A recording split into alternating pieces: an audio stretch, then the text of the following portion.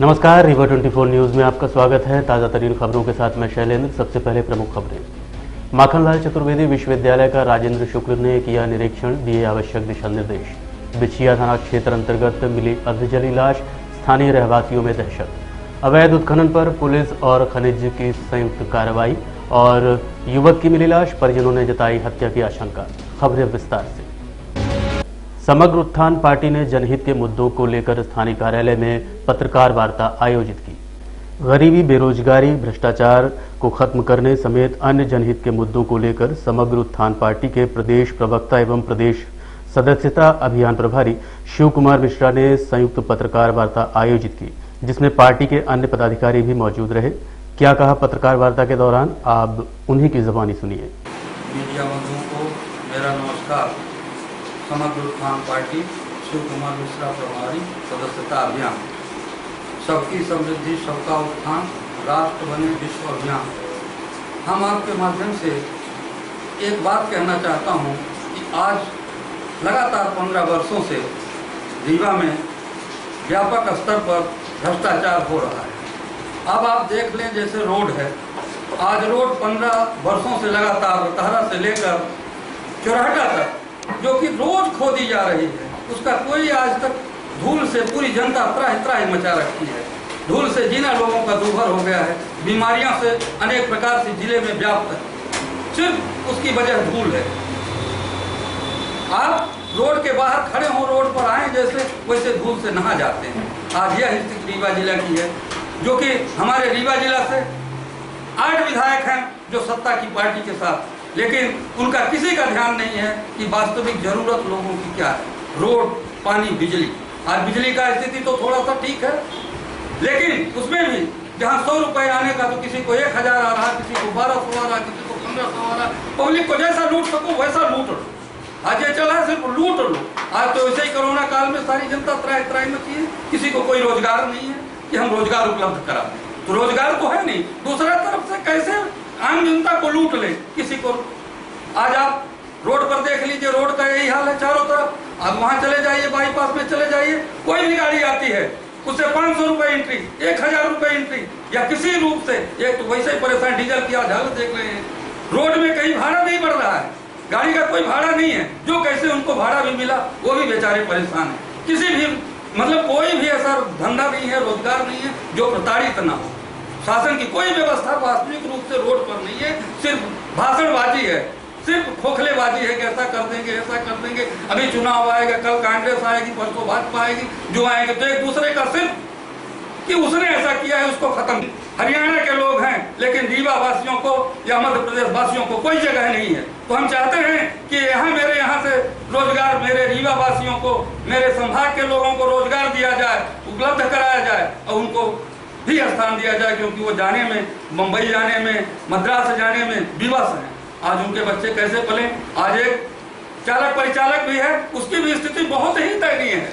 आज की तारीख में उनके लिए कोई व्यवस्था शासन के पास नहीं है, क्योंकि उनका वाहन खड़ा रहा 6 महीने से, बेचारे खड़े रहे। उनके लड़के कैसे पले, उनके लिए कोई सरकार के पास ठोस योजना नहीं है। तो हम चाहते हैं कि उनके लिए भी एक ठोस योजना हो कि बेचारे जब तक तो ठीक है गाड़ी में चलते थे, उनको पैसा मिल जाता, आज वो अपने बच्चे कैसे पालें, आज क्या करें। तो हम आपके माध्यम से कहना चाहता हूं कि चालक परिचालकों को भी शासन व्यापक स्तर पर, ज्यादा नहीं तो उनको कम से कम 4 महीने के राशन। हिंदुस्तान में जो कई गंभीर समस्याएं हैं, गरीबी, बेरोजगारी, भ्रष्टाचार, भुखमरी, ये बहुत गंभीर समस्याएं हैं। इसको लेकर के हम लोगों ने एक प्रेस कॉन्फ्रेंस रखी हुई है। प्रेस कॉन्फ्रेंस का उद्देश्य ये है कि हम लोग एक बहुत बड़ा जन जागरण अभियान चला रहे हैं पूरे मध्य प्रदेश में। इसका मूल उद्देश्य है कि इन समस्याओं को कैसे खत्म किया जाए, ये समस्याएं कैसे खत्म होगी, इनका मूल कारण क्या है, भविष्य में इन समस्याओं से लोगों को निजात कैसे मिलेगी। इन समस्याओं को लेकर हम लोगों ने एक जन जागरण अभियान चलाया हुआ है। इसका मूल उद्देश्य ये है कि 100% बेरोजगारी की जो समस्या है, गंभीर समस्या है। पढ़ने लिखने के बाद लोग इधर से उधर, इस ऑफिस से उस ऑफिस घूमते रहते हैं डिग्रियां लेकर के, और उनकी समस्या सबसे गंभीर ये है कि उनको कोई रोजगार देने के लिए तैयार नहीं। इस लॉकडाउन में तो आर्थिक स्थिति लोगों की इतनी गंभीर हो गई है कि भूखों मरनों की नौबत आ गई। तो मैं चाहता ही हूँ कि सरकार जो मध्य प्रदेश की है वो लोगों को कुछ ऐसा काम दे जो रोजगारोन्मुखी हो, जो हर व्यक्ति को काम मिल सके। समस्या इस बात की है कि हर व्यक्ति को काम दिया भी नहीं जा सकता है, तो कुछ ऐसी उद्योग धंधे लगाए जाए, कुछ ऐसा विकास, ऐसी कोई संरचना दी जाए कि लोग आत्मनिर्भर बने, अपने खुद पैरों पर खड़े हों और अपना काम खुद कर सकें। इसके लिए ठोस रणनीति बनाने की जरूरत है, लोगों को जागृत करने की जरूरत है। तो 100% बेरोजगारी तभी समाप्त हो सकती है जब हर व्यक्ति को इसके बारे में जानकारी दी जाए, उसको जगाया जाए। दूसरा, शिक्षा की बात आती है कि लोग शिक्षित नहीं है, दूसरा मुद्दा है हमारा। तो शिक्षा के क्षेत्र में हमें जन जागरण की जरूरत है, लोगों को जगाना होगा, लोगों से मिलना होगा, संपर्क करना होगा। इसके साथ साथ ही लोगों को ये सीखने की भी जरूरत है कि मनुष्य का पहला सबसे बड़ा गुण है शिक्षित होना। तो शिक्षा के लिए कुछ ऐसा विकेंद्रीकरण होना चाहिए कि हर व्यक्ति शिक्षा ले सके। ऐसी कोई व्यवस्था बनानी चाहिए सरकार को कि हर व्यक्ति शिक्षित हो सके। बीती रात चौराहा बाईपास के पास खड़े ट्रक से चोर ने मोबाइल एवं कैश पार कर दिया, जिसकी शिकायत पीड़ित द्वारा स्थानीय थाने में दर्ज करवाई गई है। रीवा शहर अंतर्गत चौराहा थाना क्षेत्र के पास स्थित न्यू आदर्श ढाबे के पास खड़े ट्रक से चोरों ने 17,000 रुपए नकद एवं मोबाइल पार कर दिया, जिसकी शिकायत पीड़ित ने चौराहा थाने में दर्ज करवाई है। साथ ही एक चोर को भी स्थानीय लोगों की मदद से पकड़ा गया है। पूर्व में भी उक्त स्थान पर चोरी की वारदात घटित हो चुकी है। इस संबंध में रीवा 24 न्यूज ने फरियादी से बात की। घुस रहे थे, तब इनको पकड़ा, ये हाथ में मेरे दांते खाए, भागने की कोशिश किए, तब मैं हल्ला किया, सब भाई लोग इकट्ठा हो गए। कितने लोग थे ये? 2 लोग थे, बाइक में आए थे। कितने दिन से चोरियां हो रही हैं गाड़ी में? यहाँ तो कम से कम 1.5 साल हो गया चोरी होते हुए, लेकिन ऐसी कोई शिकायत नहीं आई। लेकिन क्या है कि भी इतना ज़्यादा हो गया, मतलब गाड़ी वाले सो नहीं सकते हैं, इतना ज़्यादा हो गया। कितने बजे की घटना है ये? 3:31। साथ में पूर्व में चोरी का शिकार हुए फरियादी समेत अन्य संबंधित लोगों से भी बात की गई। से चला था रीवा BTL में केबल लोड करने के लिए, मेरे पास ट्रक है। उस ट्रक को लेके आया, चौराहा बाईपास के पहले ओम साई होटल ढाबा जो है, यहाँ पे मैं रुका हुआ था। रात को वही 2:30 पौने 3 के लगभग आके गाड़ी यहाँ पे रुकी। हमने और मेरे ड्राइवर ने ये कहा कि भैया यहीं सो जाते हैं और इसके बाद फिर सुबह चलेंगे तो लोड कर लेंगे। हम लोग वहीं पे लेट के सोने लगे थे। जब मैं सुबह 6 बजे जगा तो जगने पे मैंने देखा कि मेरे बाईं तरफ का गेट खुला हुआ है। मेरा ड्राइवर ऊपर सो रहा था केबिन के, मैं अंदर सो रहा था। मेरा बाईं तरफ का गेट खुला है। मैंने तुरंत ही अपने मोबाइल की तरफ ध्यान दिया तो मेरा मोबाइल वहाँ पे नहीं था। मैं होटल पहुँचा। होटल पहुँचने के बाद मोबाइल की लिए पूछताछ की तो होटल वाले गुस्सा होने लगे कि हमारे पास थोड़े नहीं है, आप लोग रोड पे खड़े थे, रोड के किनारे, तो उसकी जिम्मेदारी हमारी नहीं है। हम वहाँ से जब आए तो अचानक हमें ध्यान आया कि यार मेरी जेब के पैसे मैं देखूँ, तो जब मैंने देखा तो मेरा ये कुर्ते का जेब फटा हुआ था और इसमें से 17,000 रुपया निकले हुए। FIR वगैरह करा दिया आपने? हाँ, FIR साफ करवा दिया, FIR की फोटो कापी लिए। ये कहाँ मिले आज? इसके बाद हम आए यहाँ ट्रांसपोर्ट पे माल लोड किए। माल लोड करने के बाद ट्रांसपोर्ट पे ही खड़े हो गए, क्योंकि मैंने FIR करवाई थी। तो थाने से मुझे कहा गया था कि आप रुक के जाएंगे, आप कल विवेचना में उपस्थित रहेंगे। इसके लिए मैं यहाँ ट्रांसपोर्ट पे रुका हुआ था। जगह वही और रात हो गई तो ऑटोमेटिक है कि कल वाली चीज़ें पुनरावृत्ति में थी, इसलिए नींद नहीं आ रही थी। लेकिन फिर भी मैं 2 से 2:30 बजे फिर सो गया था। इसके बाद रोनिल जी जग रहे थे। जब रोनिल जी ने जोर जोर आवाज़ लगानी शुरू की तब हम लोग जग गए। तब देखा तो आपका फिरोज अहमद। क्या हुआ आपके साथ? सर मैं माल खाली करके आया इधर रीवा टोल नाके के पास में, गाड़ी खड़ी किया आदर्श ढाबे पे, वहाँ सो गया जाके ऊपर। नीचे पंखा नहीं चल रहा था, ऊपर सोया और आया, मेरा आगे का बड़ा वाला कांच काट के 17,000 रुपया और 500-600 रिचार्ज था वो भी, और बैग कपड़ा सब लेके गया और घड़ी था सोनाटा का। रिपोर्ट किए हैं? नहीं किया। कब की घटना है? ये 10 दिन पहले। शहर के बिछिया थाना क्षेत्र अंतर्गत लक्ष्मण बाग परिसर में एक अधजली लाश मिली है। पुलिस द्वारा मामले की जांच की जा रही है। रीवा शहर के बिछिया थाना क्षेत्र अंतर्गत लक्ष्मण बाग परिसर में अधजली लाश पड़ी होने की सूचना स्थानीय लोगों द्वारा बिछिया पुलिस को दी गई, जिस पर थाना प्रभारी जगदीश ठाकुर मामले की गंभीरता को दृष्टिगत रखते हुए तत्परता से दल बल के साथ मौके पर पहुंचे और घंटों मशक्कत के बाद मृतक की पहचान अनिल कुमार सोनी पिता सुरेश सोनी निवासी उपरहट्टी के रूप में की गई। उक्त मामले को लेकर थाना प्रभारी बिछिया से बात की गई तो उन्होंने कहा कि अभी मामला संदेह की स्थिति में है, जिसकी जांच की जा रही है। हमको सूचना मिली करीब 6 बजे के आसपास कि अपना जो है लक्ष्मण बाग प्लस मुक्तिधाम है, वहाँ पे एक अज्ञात व्यक्ति की लाश जो है अधजली अवस्था में मिली हुई है, जिसको काफ़ी 2 से 3 घंटे लग गए जिसको शनाख्ती करने में। तो अनिल सोनी पिता सुरेश सोनी के रूप में उसकी शनाख्ती हुई है और संदेहात्मक समझ में आ रही है। और ये जो भी है तो जांच के बाद पता चलेगा कि क्या है घटना एक्चुअल में। सब पेट्रोल की बोतल और एक मोटरसाइकिल भी मिली है। हाँ, पेट्रोल की बोतल और जो मिली है तो एक्चुअल पे का मिक्स है, वो पूरा ना प्योर पेट्रोल है और ना ही वो डीजल समझ में आ रहा है। और घटनास्थल जो एक 5 लीटर की बोतल का ढक्कन मिला हुआ है वो संदेहात्मक है, कहीं वो उसको लेके फेंक दिया गया है। तो पता तलाश कर रहे हैं, अगर जानकारी में मिलता है कि एक्चुअल पे उसको डाला गया है तो सुधार पे जांच होगी और आपको बताया जाएगा कैसे क्या है। परिजनों ने कुछ बताया किसी से दुश्मनी वगैरह? नहीं, परिजनों ने अभी तक कुछ नहीं बताया। ये बताया कि 2-3 दिन से ये घर नहीं आया है और उसकी माँ के द्वारा बताया गया है कि अभी कल रात से भी ये कोई फ़ोन वगैरह नहीं किया है और कोई संदेह भी नहीं जता रहे हैं अभी, क्योंकि पुलिस का काम है तहकीक करना, तो सुधार पर जाँच जरूर करेगी। हमें संदेहात्मक तो लग रहा है। क्या प्रतीत होगा सर, ये पेट्रोल डाल के जलाया गया? हाँ, चूँकि वहाँ माचिस मिली है और पेट्रोल डीजल मिला हुआ है पास में, उधर पे सर प्रतीत होता है कि कुछ न कुछ घटना जो है संदेहात्मक है। वहीं मृतक के चाचा से बात करने पर उन्होंने क्या कहा, आप खुद सुनिए। जो मृतक है कौन है आपके? ये हमारा भतीजा है। ये कब निकले थे घर से? ये घर से निकले थे परसों। क्या काम करते हैं, क्या लग रहा है वो आपको? ये दुकान की है नेहरू नगर में, चांदी सोने काम करते, जुड़ाई तंगुड़ाई वाला नेहरू नगर पे उत्तम मोटर्स के आगे। घर में इनका कैसा संबंध है? घर वालों से? घर वालों से अच्छा संबंध है। तो क्या मानते हैं, क्या चीजें नजर आ रही हैं आपको? हमारे को समझ में नहीं आता, ना किसी चीज की दुश्मनी है ना कुछ। साफ सुथरा लड़का था पूरे घर के अंदर। अवैध उत्खनन के मामले में माइनिंग टीम व पुलिस ने दबिश देते हुए अवैध खनिज पत्थर निकासी में लगे 26 ट्रैक्टर जब्त किए हैं। चौराटा थाना क्षेत्र अंतर्गत नौबस्ता चौकी के अधीनस्थ बैजनाथ में अवैध उत्खनन कर पत्थर निकासी का काम लंबे अरसे से चल रहा था, जिस पर माइनिंग विभाग एवं पुलिस द्वारा संयुक्त कार्रवाई करते हुए 26 की संख्या में ट्रैक्टर समेत माल जब्त किया गया है। उक्त मामले में रीवा 24 न्यूज ने रीजनल एसपी शिव कुमार वर्मा एवं माइनिंग अधिकारी रत्नेश दीक्षित से बात की। उन्होंने क्या कहा, आप खुद सुनिए। आज कलेक्टर महोदय रीवा और एसपी महोदय रीवा के निर्देशों के अनुसार संयुक्त टीम द्वारा अल्ट्राटेक और आसपास के एरिया का भ्रमण किया गया देर रात्रि में सुबह था, जिसमें 26 ट्रैक्टर ट्रॉली जिनके पास खनिज परिवहन के दस्तावेज नहीं पाया गया उनको जब्त किया गया।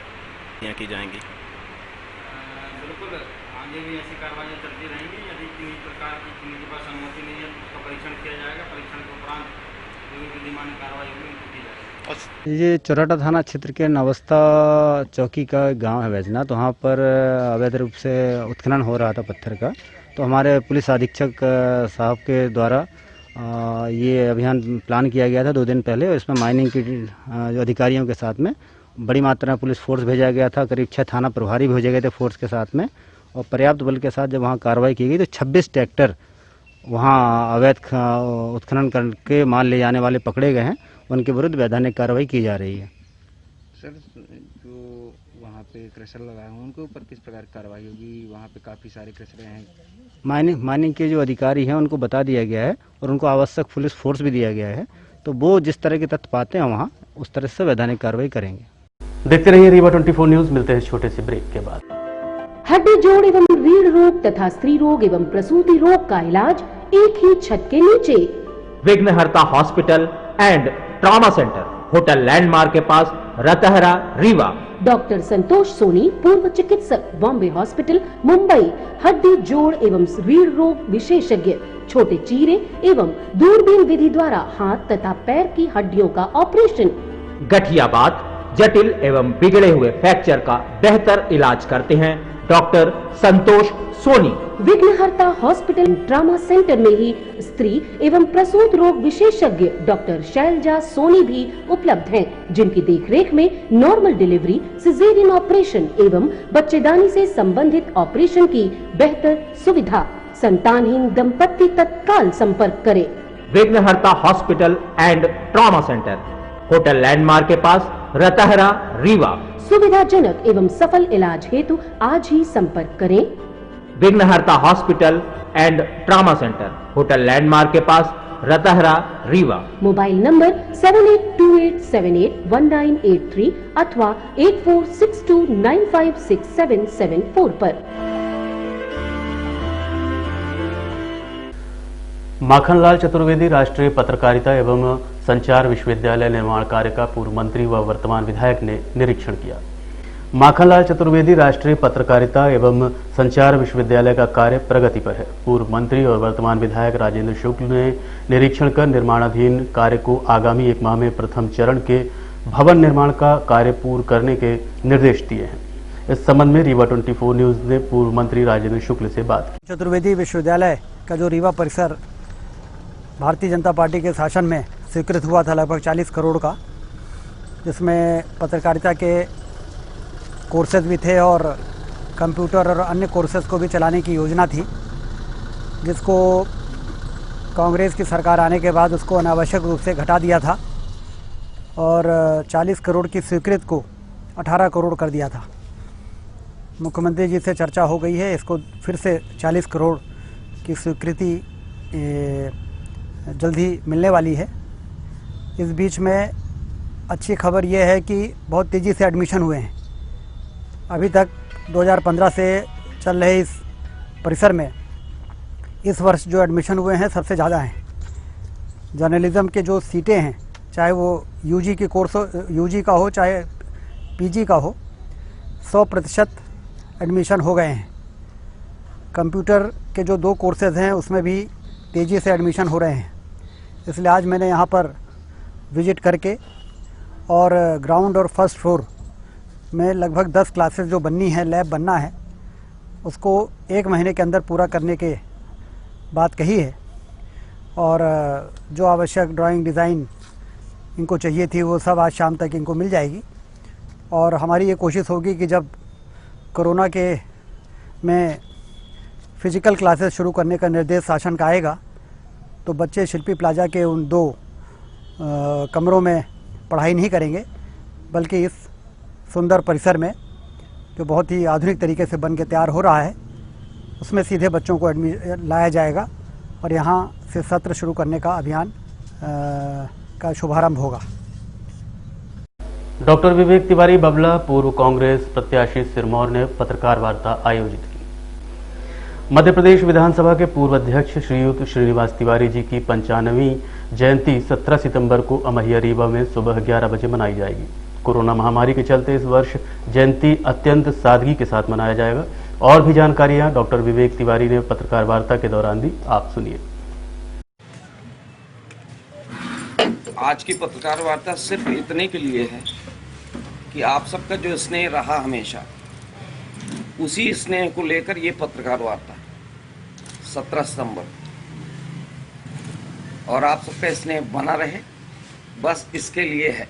और यहाँ पर जो हम लोग सब लोग बैठे हैं तो उसी स्नेह के कारण बैठे कि दादा ने हमेशा सबको स्नेह दिया। दादा ने हमेशा सबको जितना बन सका उनसे उन्होंने किया। मुझसे जो बन सकेगा या हम लोगों से सब बन सकेगा उसको पूरा करने का प्रयास करेंगे हम सभी लोग मिलकर।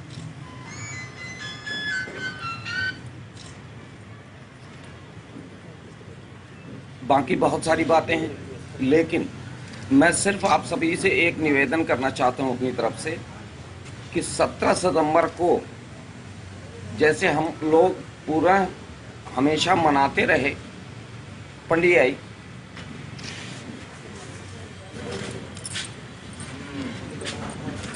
जैसे हम लोग सब लोग मनाते रहे हमेशा, उसी तरीके से इस बार भी मनाएंगे और पूरी ताकत के साथ मनाएंगे। और उस ताकत में आप सबका सहयोग सबसे बड़ा महत्वपूर्ण रहता है। तो मेरा सिर्फ इतना ही कहना है आप सबसे कि आप सब लोग मिलके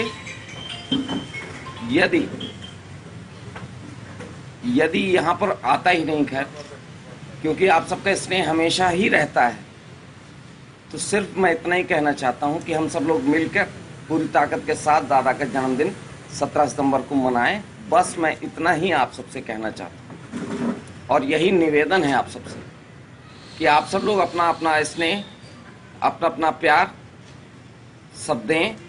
हमेशा आप सबने दिया।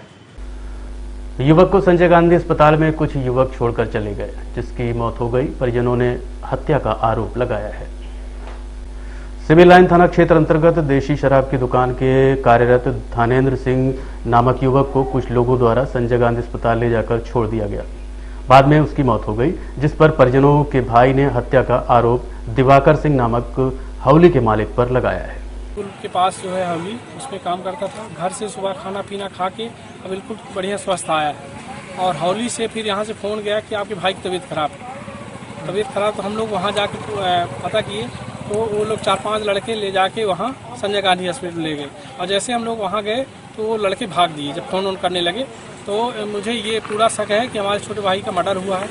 ये वहाँ दिवाकर सिंह देखते हैं उस हौली को और पुष्पराज सिंह के अंडर में है, कोई पुष्पराज सिंह है और दिवाकर सिंह वहाँ के हौली का मालिक है। तो ये लोग मतलब हमको पूरा शक, क्योंकि दिवाकर को फ़ोन करके बुलाया तो बोले कि हम नहीं आ पाएंगे, दूर में हैं। और वो लड़के जो थे 4-5 लड़के तो भाग ही गए। अगर कुछ ना होता तो भागते ना, इससे पूछे तो सही बता नहीं रहे, बोलते हैं कि ऐसा है वैसा है, सही कोई सही सूचना बताया। कोई वाद विवाद भी हुआ था? वाद विवाद तो मैं पहले, क्योंकि मैं सतना में रहता था, मैं अभी आया हूँ, मेरी जानकारी में तो वाद विवाद नहीं था। लेकिन मेरा भाई स्वस्थ घर से आया था सुबह, उसमें कोई ना तो सतना से रोज अप डाउन करते थे? नहीं, मैं सतना में कराटे सिखाता हूँ, मैं कराटे टीचर हूँ।